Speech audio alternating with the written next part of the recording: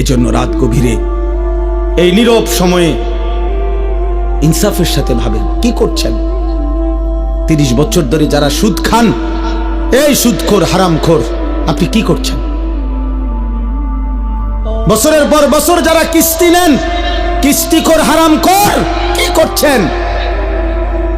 মরতেন না? কবরে যাবেন না? তোমরা যারা এক ওয়াক্ত নামাজ পড়ো নাই বাবা, এই আব্বা, আজকের সারা দিন যারা এক ওয়াক্ত নামাজ পড়লা না, আবার রাত ভর যারা নারী ছবি উলঙ্গ দৃশ্য দেখো, তো প্রতিবার নর্তকী দেখলে, হারাম ছবি দেখলে বীর্যপাত হয়, শরীর নাফাক হয়। আর আল্লাহর নবী বলছে চোখ দিয়া হারাম ছবি দেখলেও জিনা, দিল দিয়া ভাবলেও জিনা, আর নিজের হাত লজ্জাস্থানে ব্যবহার করে নাপাক নষ্ট করলে তাও জিনা। আর আল্লাহর নবী বলছে এই জিনাকার, এই ব্যভিচারী, মালউন, অভিশপ্ত। নবীজি বলছে যে জিনা করে সে মুমিন থাকে না। লা ইয়াজনি জানি হিনা ইয়াজনি ওয়া হুয়া মুমিন। সারাদিনে এক ওয়াক্ত নামাজও পড়লা না, রাতভর ছবি নারী অস্থি দৃশ্য দেখে শরীর নাপাক করে এই যে শুয়ে রইলা, যদি আর ঘুম না ভাঙে,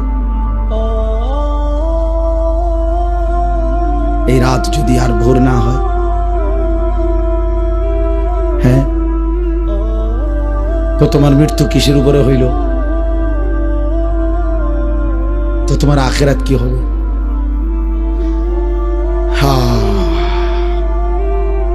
আমার একজন আপনজন এরকম, উনি ভালো মানুষ ছিলেন, কিন্তু এই রাত্রিবেলা দরজা বন্ধ কইরা, লাইট বন্ধ কইরা স্বাভাবিকভাবে ঘুমাইছেন। সকালবেলা দরজা খুইলা ভাঙ্গা দেখছে উনি ঘুমের মধ্যেই মরে আছে। দুনিয়াবি পরিচিতি, সুখ্যাতি, জনপ্রিয়তা, পদ পদবি, এগুলো দুনিয়াবি ধোঁকা।